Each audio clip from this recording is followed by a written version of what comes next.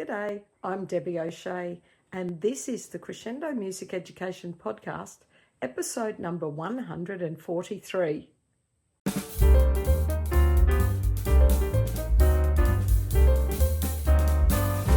This podcast is being recorded on the lands of the Turrbal people. I acknowledge them as the traditional owners of the land and pay my respects to elders past, present and emerging. They were the first music makers on this land. Hello and welcome to the Crescendo Music Education Podcast. I am your host, Debbie O'Shea, and I'm back for another episode about mindset and how a particular saying can make a big difference in your practice. Well, it did for me. I'm hoping it will help you. The saying today is, you get what you expect. And I think that's all about setting the bar for success. And this is actually for your students. It's also for you. But let's just take a little step back and think about, you get what you expect. It's shaped the way I approach my students, my teaching, my own growth, everything. Because expectations are powerful. They shape behaviour, they shape outcomes, they shape confidence. If you expect excellence, growth and effort, you're more likely to see it. So where does this idea come from? Psychological research supports the idea that expectations influence performance. The Pygmalion effect, where students perform better when teachers expect more of them. You know that, I'm sure, for your own practice. If you accept mediocre second-rate stuff, there's a lot of kids that will just give you that. If you expect more, you will probably get more. I'm sure you've all seen that and felt that. So when you expect from people effort and the best they can do, hopefully that will determine their response. You expect discipline, you expect effort, then you get more of that. If you expect failure, you're probably going to get it. Let's have a look at a couple of little personal reflections on how I've seen this in action in my classroom. The first thing is, day one sets expectations. The students need to know what your expectations are right from the beginning in order for them to make choices, or shall we say, the best choices. If they don't know what's allowable and what your expectations are, well, of course you're going to get lots of kids that aren't making the right decisions, but they don't even know that. You've got to set your expectations. So in the music classroom, I expect children to sing. In here, we sing. Oh, it's your turn to sing. It's just what we do. The expectation is set. It's not really a big issue with your young children. So if you've been at a school for a while, it's not often a problem. If you expect children to sing, and you always have, they just do. It's as natural as walking and talking. With exceptions, of course, but generally that expectation can be met quite easily. You do run into a little problem or two when you start at a school. You're new. The older children are not used to singing. Perhaps you're taking over from a music teacher that did a lot of playing and very little or no singing.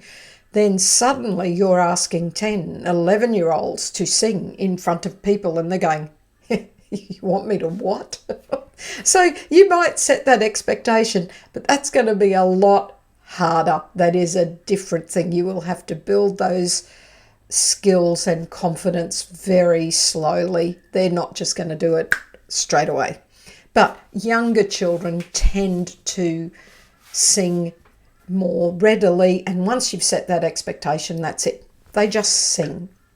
And I know when I handed over my lovely heartfelt program at my previous school to another teacher, I could confidently say, oh, they will just sing. All of the children will just sing. I get what I expect. I expect them to sing, they sing. Done. I expect effort. I expect them to do their best and to strive. I don't expect A's. I don't expect performance of excellence. I just expect their best. And over time, the students will know that. They will know that you just want them to do their best, whether their best is a C standard, whether their best is even a D standard. I don't care as long as they're doing their best. And they soon learn that that is your expectation, and they're happy to give you their best. I expect respect. I give respect. I think that's actually really important. It's a bit of a side note. You can't expect respect if you're not giving it. So modelling is a big part of this too. But I do expect the students to respect me and respect the other students. They know that from the moment they walk in. I never, ever accept students laughing at other students with, sure, I love telling jokes. And we have funny moments all the time. Laughter is actually, I think, one of the little gems of the music classroom, but not to laugh at someone's efforts. So I just expect that, and they know. When we're looking at these specific examples of getting what you expect, part of it is around the tone and the delivery. It's actually not just what you say you'll expect, but it's how you communicate that. Are you very clear with your expectations? Are you encouraging? Do you hold students accountable? We always support each other. We always respect each other. So just keep that in mind. Communicate it clearly. And I think the way you communicate your expectations is through actions as much as words. There's a little bit you've got to be careful of here with high expectations and realistic growth. I have had some students that, particularly if we're looking at students with special needs, perhaps with intellectual impairment, some sort of physical different ability, you can't expect exactly the same thing. You can expect the best from them, but just make sure you're not setting the bar so high that they can't reasonably reach those expectations, because you will just build the discouragement, and the feeling of self-worth will go through the floor. Like, be realistic. High expectations, do their best, but realistic growth. Be consistent. You must be consistent. If students are not allowed to just get up and hit a xylophone or strum a ukulele, then you don't let them do that. Like ever, oh, it's all right if it's this. No, you've got to have consistent standards, demand them meeting those standards, and don't accept anything else. I know that sounds awful. I don't mean to sound like that, but I think you do need to have really consistent rules and expectations, and then children can thrive working within those. They need to know your expectations in order to be creative within the expectations. So let's look at this.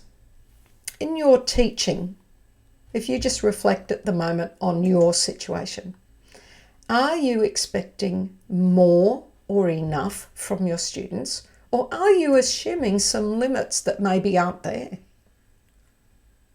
If you're part of a team, like your instrumental team, or there might be other music teachers if you're lucky, do you have expectations within your team? And do you have these expectations clear for everybody? And also reflect upon your own expectations. Are the expectations of yourself lifting you up or holding you back? Because you get what you expect applies to you as well. In fact, as much as anyone, more than anyone, it applies to yourself. So this saying, you get what you expect, is very useful for setting personal or professional goals. I use it all the time. When writing a book, for example, for the first time, I'm going to get what I expect. I am a writer, I'm an author, I have something to say of importance. I expect this of myself. Is it hard? Yes. Do I always feel like this? No, not really. But I'm using it to set these professional goals, these personal goals. I set the goal I expected of myself and I will get there. Of course, you use it for motivating students. You get what you expect. And for overcoming imposter syndrome. Oh boy, I have had to overcome imposter syndrome in so many ways over time and still all the time. But I expect success. And I'm going to get there even if it takes me a bit longer, or perhaps the result's not as brilliant as others, but I'm expecting success and I am going to get it. So I'm going to overcome this imposter syndrome. All right, what you have to be careful of is when this saying does not apply. And that's if your expectations aren't matched with support and tools for success. So you suddenly expect a student to be brilliant on the recorder when they've only just started and they don't have a lot of fine motor dexterity. You need to set up support, tools for success, and help them to attain their expectations. And also, don't put unrealistic pressure. Don't expect perfection. Keep going for progress. That's the other danger when you set expectations. Yes, I want this. No, do you know what? We're on the way to that. That is good enough. So let's have a quick recap. You get what you expect. If you expect growth, respect, and effort, that is what you will see. If you expect mediocrity, you'll get that too. The way you set expectations in the classroom or for yourself shapes the outcome. So my challenge for you, lovely listeners, is where in your life are your expectations shaping the results? Are you expecting enough from your students, the people that you work with, or even yourself? Can you add a little clarity around your expectations? Could you expect a little more of your students or of yourself in a nice, supportive way? So just take a little time to think about how that would apply to you. I would love to hear from you. If there's an area where setting expectations has made a difference to you, please let me know. Shoot me an email as usual on info@crescendo.com.au or on Facebook. I hang out there a bit. I'm doing my best to hang out on Instagram a bit more and on the other socials. but Facebook is still where I am most of the time. I'd love to hear your thoughts. And I have another mantra coming up for the next episode where we're talking about mindsets and these little sayings that might support you in your journey as a music educator. Thank you for listening, and remember, you get what you expect.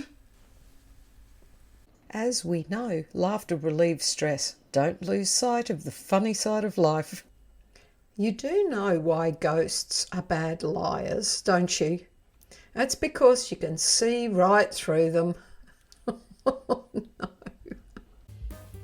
Thank you so much for watching our Crescendo Music Education podcast. For more information about all things Crescendo, including membership and music education resources, visit us at crescendo.com.au. Don't forget to like and subscribe.